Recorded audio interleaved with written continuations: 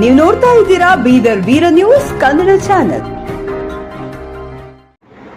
ಹುಮ್ನಾಬಾದ್ ಪ್ರಕೃತಿಯೊಂದಿಗೆ ಸಮತೋಲನದಿಂದ ಬಾಳಿದ್ದರೆ ಉಳಿಗಾಲ. ಜಗದೀಶ್ ಚೌರ್. ಪ್ರಕೃತಿ ಜೊತೆಗೆ ಸಮತೋಲನದಿಂದ ಬಾಳಿದ್ದರೆ ನಮಗೆ ಉಳಿಗಾಲವಿದೆ ಎಂದು ಹುಮ್ನಾಬಾದ್ ತಹಶೀಲ್ದಾರ್ ಜಗದೀಶ್ ಚೌರ್ ತಾಲೂಕಿನ ಹಳ್ಕೆಡ್ಬಿ ಪಟ್ಟಣದ ಸರಸ್ವತಿ ಹಿರಿಯ ಪ್ರಾಥಮಿಕ ಮತ್ತು ಪ್ರೌಢಶಾಲೆ ಹಾಗೂ ಪರಿಸರ ವಾಹಿನಿ ಬೀದರ್ ಸಂಯುಕ್ತಾಶ್ರಯದಲ್ಲಿ ದೇವರಾಜ್ ಹೊಡೆಮನಿ ಇವರ ತೋಟದಲ್ಲಿ ಹಮ್ಮಿಕೊಂಡಿದ್ದ ವನ ಮಹೋತ್ಸವ ಮತ್ತು ವಿದ್ಯಾರ್ಥಿಗಳಿಂದ ಸಸಿ ನೆಡುವ ಕಾರ್ಯಕ್ರಮ ಉದ್ಘಾಟಿಸಿ ಮಾತನಾಡುತ್ತಾ ತಿಳಿಸಿದರು.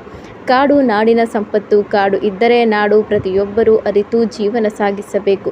ವನ್ಯಜೀವಿಗಳು ಹೊಲಗಳಿಗೆ ನುಗ್ಗದಂತೆ ಹೊಲದ ಸುತ್ತಮುತ್ತ ಹಣ್ಣಿನ ಗಿಡಗಳು ನೆಡಬೇಕೆಂದು ರೈತರಿಗೆ ಸಲಹೆ ನೀಡಿದರು. ಕಾರ್ಯಕ್ರಮದ ದಿವ್ಯ ಸಾನ್ನಿಧ್ಯ ವಹಿಸಿದ ಚಳಕಪುರ್ ಸಿದ್ದರೋಡ ಮಠದ ಶಂಕರಾನಂದ ಮಹಾಸ್ವಾಮಿಗಳು ಮಾತನಾಡಿ, ವನ ಮಹೋತ್ಸವ ಕಾರ್ಯಕ್ರಮ ಶ್ರೇಷ್ಠ ಕಾರ್ಯಕ್ರಮವಾಗಿದೆ. ಮಕ್ಕಳಿಗೆ ಪ್ರಾಥಮಿಕ ಹಂತದಲ್ಲಿಯೇ ಪರಿಸರ ಜ್ಞಾನ ನೀಡಬೇಕು ಎಂದರು.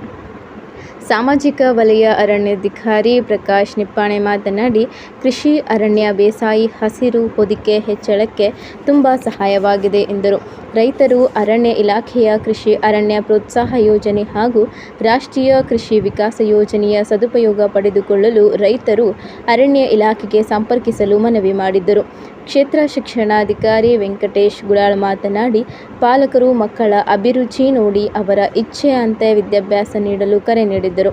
ಸರಸ್ವತಿ ಪ್ರೌಢಶಾಲೆ ಮಕ್ಕಳಿಗೆ ಒಳ್ಳೆಯ ಗುಣಮಟ್ಟದ ಶಿಕ್ಷಣ ನೀಡುತ್ತಿರುವ ಕಾರ್ಯ ಶ್ಲಾಘನೀಯ ಎಂದರು.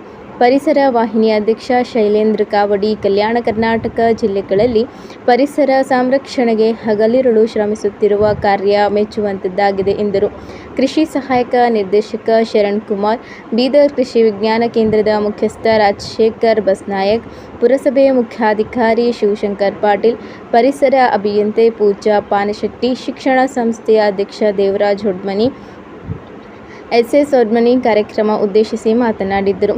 ಸಿಂದನ್ಕೇರ ವಿರಕ್ತ ಮಠದ ಹೊನ್ನಲಿಂಗೇಶ್ವರ ಮಹಾಸ್ವಾಮಿಗಳು ತಾಯಿಯ ಹೆಸರಿನ ಮೇಲೆ ಸಸಿ ನೆಡಲು ವಿದ್ಯಾರ್ಥಿಗಳಿಗೆ ಸಸಿ ವಿತರಿಸಿ ಚಾಲನೆ ನೀಡಿದ್ದರು. ಪರಿಸರ ವಾಹಿನಿ ಅಧ್ಯಕ್ಷ ಶೈಲೇಂದ್ರ ಕಾವಡಿ ಪ್ರಾಸ್ತಾವಿಕವಾಗಿ ಮಾತನಾಡಿದ್ದರು.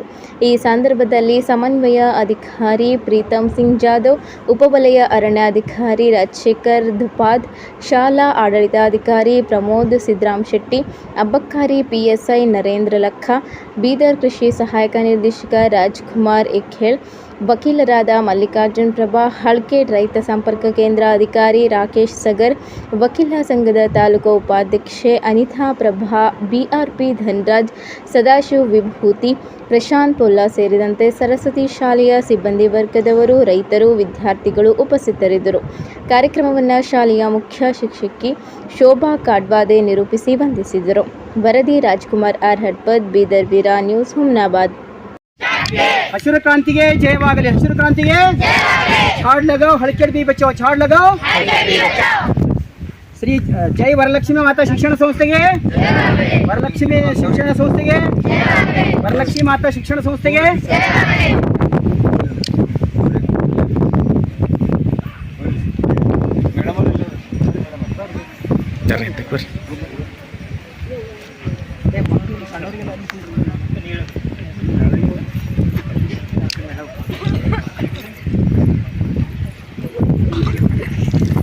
ನಿಮಗೆಲ್ಲ ಸಣ್ಣವ್ರಿಗೆ ಬಿಸಿಲತ್ರ ಅಲ್ಲಿ ಬರ್ತಾರೆ, ನಿಮ್ಮ ಮೈಕ್ ಕೇಳ ಬರ್ತದೆ, ಏನಂತ ಬಿಸಿಲು ತೊಂದರೆ ಆಗ್ಲತ್ರ ಅಲ್ಲಿ ಬರ್ತಾರೆ.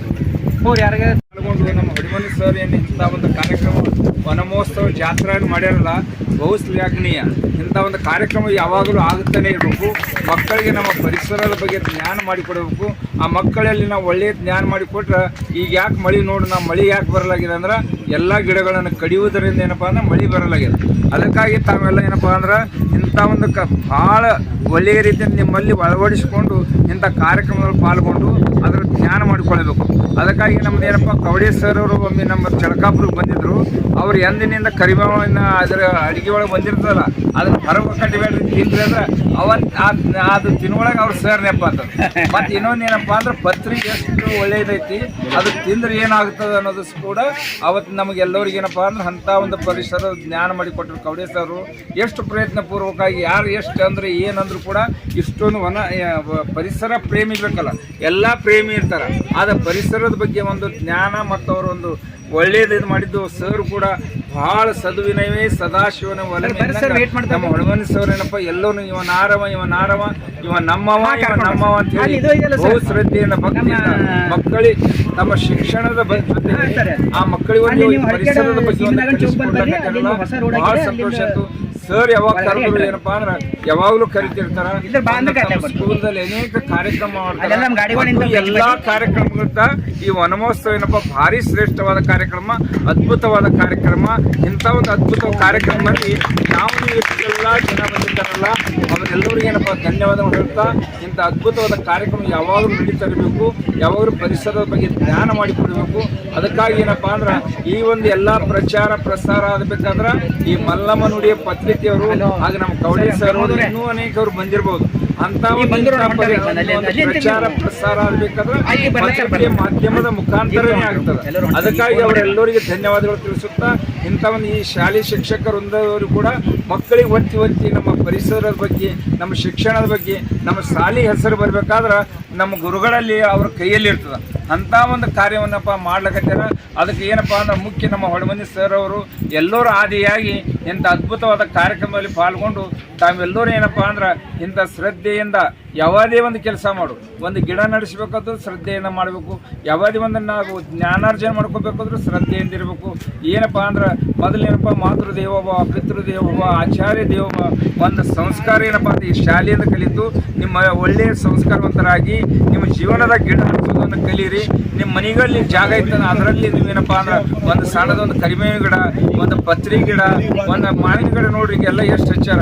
ಮುಂದೆ ಒಂದಿನ ನಾವೆಲ್ಲರಪ್ಪ ಈ ಮಾವಿನ ಹಣ್ಣು ತಿನ್ನಕ್ಕೆ ಬರ್ತೀವಿ. ಹಾಗೆ ನಾವು ಮಾಡಿದ್ದು ಏನಪ್ಪ ಅಂದ್ರೆ ನಮ್ಗೆ ಅದು ಫಲ ಕೊಡ್ತದೆ. ಯಾವಾದ್ರ ಮೇಲೆ ಭಕ್ತಿ ಇಡು ಅದು ನಿನಗೆ ಫಲ ಕೊಡ್ತದ. ಅದಕ್ಕಾಗಿ ಇಂಥ ಒಂದು ಪರಿಸರ ಬೆಳೆಸಿ ಪರಿಸರದ ಜೊತೆ ತಾವೆಲ್ಲರೂ ಒಡಗೂಡಿ ಎಷ್ಟೊಂದು ಪರಿಸರದ ನಮ್ಗೆ ಉಪಯೋಗ ಅದ.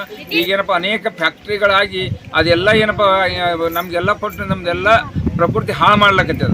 ಅದಕ್ಕೆ ನಾವು ಗಿಡ ನೆಟ್ಟಿವಿ ಅಂದ್ರೆ ಪ್ರಕೃತಿ ಎಲ್ಲರದ್ದು ಚಲೋ ಬೇಕಾದ್ರೆ ಗಿಡಗಳು ಬೆಳೆಸಬೇಕು, ಉಳಿಸ್ಬೇಕು, ತಾವೆಲ್ಲರೂ ಮಾಡ್ಬೇಕಂತೇಳಿ ತಮ್ಮೆಲ್ಲರಲ್ಲಿ ಪ್ರಾರ್ಥನೆ ಮಾಡುತ್ತಾ ಫಾರೆಸ್ಟ್ ಕಡಿಮೆ ಆಗ್ತದೆ. ಅದಕ್ಕಾಗಿ ನಾವು ರೈತರ ಜಮೀನುಗಳಲ್ಲಿ ಹೋದ್ರೆ ರೈತರು ಕೂಡ ಈ ಒಂದು ಹಸಿರೀಕರಣದಲ್ಲಿ ಭಾಗವಹಿಸಿದ್ರೆ ನಮ್ಮ ಹಸಿರು ಸಹಜವಾಗಿ ಹೆಚ್ಚಾಗ್ತದೆ ಅನ್ನುವಂಥ ಒಂದು ಉದ್ದೇಶ ಈ ಒಂದು ಕೃಷಿ ಅರಣ್ಯದ ಒಂದು ಉದ್ದೇಶ ಅಂತ ನಾನು ಈ ಸಂದರ್ಭದಲ್ಲಿ ಹೇಳ್ತಾ, ವಿಶೇಷವಾಗಿ ಬಹಳ ಅಚ್ಚುಕಟ್ಟಾಗಿ ಬೆಳಗ್ಗೆಯಿಂದ ಈ ಕಾರ್ಯಕ್ರಮ ನಡೀತಾ ಇದೆ. ನಮ್ಮ ಶಿಕ್ಷಣ ಇಲಾಖೆಯ BO ಸಾಹೇಬ್ರು ಇದ್ದಾರೆ, ನಮ್ಮ ಅಗ್ರಿಕಲ್ಚರ್ AD ಸಾಹೇಬ್ರು ಇದ್ದಾರೆ, ಎಲ್ಲ ಬಹಳ ತಹಶೀಲ್ದಾರ್ ಸಾಹೇಬ್ರು ಬಂದು ಹೋಗಿದ್ದಾರೆ. ಎಲ್ಲಕ್ಕಿಂತ ಮುಖ್ಯವಾಗಿ ನಮ್ಮ ಪೂಜ್ಯರು ಇವತ್ತು ನಮ್ಮ ಜೊತೆಯಲ್ಲಿ ನಮ್ಮ ಮಕ್ಕಳ ಜೊತೆ ಕಾಲ ಕಳೀತಾ ಇದ್ದಾರೆ, ಅಂದರೆ ನಮ್ಮ ಒಂದು ಕಾರ್ಯಕ್ರಮದಲ್ಲಿ ಭಾಗಿಯಾಗಿದ್ದಾರೆ. ಇದು ಒಂದು ಬಹಳ ಅರ್ಥಪೂರ್ಣವಾದ ಕಾರ್ಯಕ್ರಮ ತಾವೆಲ್ಲರೂ ಮಾಡ್ತಾ ಇದ್ದೀರಿ. ಶಾಲಾ ಮಂಡಳಿಯವರು ಮತ್ತು ಗುರುಗಳು ಕಬಡ್ಡಿಯವ್ರ ಬಗ್ಗೆ ಒಂದೆರಡು ಮಾತನ್ನು ಹೇಳಕ್ಕೆ ಇಷ್ಟಪಡ್ತೀನಿ. ಕಬಡ್ಡಿಯವರು ಹೇಳ್ದಂಗೆ ನೀವೆಲ್ಲ ಮಕ್ಕಳಿಗೆ ಕೇಳ್ಕೋಬೇಕು. ಈಗ ನೀವು ಹೆಂಗೆ ಮಕ್ಕಳಿದ್ದೀರಿ, ಸುಮಾರು 25-30-35 ವರ್ಷದಿಂದ ಅವರು ಆ ಮಕ್ಕಳನ್ನು ಹೆಂಗೆ ಶಿಕ್ಷಕರಿಗೆ ನಾವು ಇವತ್ತು ಒಂದು ಸರ್ಕಾರದಿಂದ ವೇತನ ಪಡಿತೀವಿ. ಅವ್ರಿಗೆ ಯಾವುದೇ ಒಂದು ಗೌರವಧನ ಇಲ್ಲದೇನೆ, ಯಾವುದೇ ವೇತನ ಇಲ್ಲದೇನೆ ಸ್ವಯಂ ಪ್ರೇರಿತರಾಗಿ ಮಕ್ಕಳ ಹತ್ರ ಹೋಗಿ ಪರಿಸರದ ಬಗ್ಗೆ ಮಾತನಾಡಪಟ್ಟಿದ್ದು ನನ್ನ ಸೌಭಾಗ್ಯ. ನಾನು ನಿಮಗೆ ಒಂದೇ ಒಂದು ಮಾತನ್ನು ಹೇಳೋಕೆ ಇಷ್ಟಪಡ್ತೀನಿ. ನಾವು ಗಿಡಗಳನ್ನು ಯಾಕೆ ಹಚ್ಚಬೇಕು, ನಾವು ಪರಿಸರವನ್ನು ಯಾಕೆ ಉಳಿಸ್ಕೋಬೇಕು ಅಂತ ಹೇಳಿದ್ರೆ, ನಾವು ಆರೋಗ್ಯವಾಗಿರಲಿಕ್ಕೆ, ನಮ್ಮ ಮುಂದಿನ ಪೀಳಿಗೆಗೆ ಒಂದು ಒಳ್ಳೆಯ ಮಾರ್ಗವನ್ನು ಹಾಕಿಕೊಡಲಿಕ್ಕೆ ನಾವು ಪರಿಸರವನ್ನು ಉಳಿಸ್ಕೋಬೇಕು. ನಾವು ಯಾವಾಗಲೂ ಗೊಣಗ್ತಾ ಇರ್ತೀವಿ, ಮಳೆ ಬರ್ತಾ ಇಲ್ಲ, ಇದು ಆಗ್ತಾ ಇಲ್ಲ ಅಂತ. ಸೊ ಮಳೆ ಯಾಕೆ ಬರೋದಿಲ್ಲ ಅಂತ ಹೇಳಿದ್ರೆ, ನಾವು ಸಾಕಷ್ಟು ಕಾಡುಗಳನ್ನು ನಾಶ ಮಾಡ್ತಾ ಇದ್ದೀವಿ, ಕಾಡು ಪ್ರಾಣಿಗಳನ್ನು ಒಕ್ಕಲೆಬ್ಬಿಸ್ತಾ ಇದ್ದೀವಿ. ಭಾಳಷ್ಟು ಕಡೆ ನಾವು ನ್ಯೂಸ್ ಪೇಪರಲ್ಲಿ ಹೆಡ್ಲೈನ್ಸಲ್ಲಿ ಓದಿರ್ಬೋದು, ಇವತ್ತು ಆನೆಗಳು ಬಂದು ಮನುಷ್ಯನ ಕೊಂದರು ಅಥವಾ ಜಿಂಕೆಗಳು ಬಂದು ಇದು ಆಗಬೇಕಾದ್ರೆ ಆಕ್ಸಿಡೆಂಟ್ ಆಯಿತು ಅಂತ. ನಾವು ನಿಜವಾಗ್ಲೂ ಅವರ ಪ್ರದೇಶಕ್ಕೆ ಹೋಗಿ ನಾವು ನುಗ್ತಾ ಇದ್ದೀವಿ ಹೊರತು ಅವುಗಳು ನಮ್ಮ ಪ್ರದೇಶಕ್ಕೆ ಬರ್ತಾ ಇಲ್ಲ. ಸೊ ಹಾಗಾಗಿ ಅವುಗಳಿಗೆ ಅನುಕೂಲವಾಗಿ ಅವ್ರ ಪಾಡಿಗೆ ಅವ್ರು ಇರಲಿಕ್ಕೆ ಬಿಡಬೇಕು ಅಂತ ಹೇಳಿದ್ರೆ ನಾವುಗಳು ಕಾಡನ್ನು ಕಾಡಾಗಿಯೇ ಬಿಡಬೇಕು. ಆಮೇಲೆ ನಮಗೆ ಬರೋ ಮಳೆಯಲ್ಲಿ 85% ಏನು ನೀರಿನ ಇದು ತೇವಾಂಶ ಇದೆ ಅಲ್ವಾ, ಅದು ನಮ್ಮ ಎಲೆಗಳ ಮುಖಾಂತರ ವಾಪಸ್ ಪರಿಸರಕ್ಕೆ ಹೋಗುತ್ತೆ. ಆ ಪ್ರೊಸೆಸ್ಗೆ ಟ್ರಾನ್ಸ್ಪಿರೇಷನ್ ಅಂತ ಹೇಳ್ತಾರೆ, ಹೌದಲ್ರಿ? ಸೊ ಆ ಟ್ರಾನ್ಸ್ಪಿರೇಷನ್ ಪ್ರೋಸೆಸ್ಸನ್ನು ನಾವು ಸೈಕಲ್ ಕಂಪ್ಲೀಟ್ ಮಾಡಬೇಕು ಅಂತ ಹೇಳಿದ್ರೆ ನಮಗೆ ಬೇಕಾಗಿರೋದು ಕಾಡುಗಳು, ಗಿಡಗಳು. ಆಮೇಲೆ ಕೆಲವೊಂದು ಈ ಆಫ್ರಿಕಾ ದೇಶದಲ್ಲೆಲ್ಲ ನಾನು ಹೋದಾಗ ನೋಡಿದ್ದೇನಂತ ಹೇಳಿದ್ರೆ ಅಲ್ಲಿ ಹೊಲಗಳ ಬದಿಗಳಲ್ಲೆಲ್ಲನೂ ಕೆಲವೊಂದು ಹಣ್ಣಿನ ಗಿಡಗಳನ್ನು ಹಚ್ಚಿರ್ತಾರೆ. ಯಾಕೆ ಹಚ್ಚಿರ್ತಾರೆ ಅಂತ ಹೇಳಿದ್ರೆ ಆ ಮಂಗಗಳು ಬಂದು ಅದನ್ನೇ ತಿಂದು ವಾಪಸ್ ಹೋಗ್ಬಿಡ್ತಾವೆ.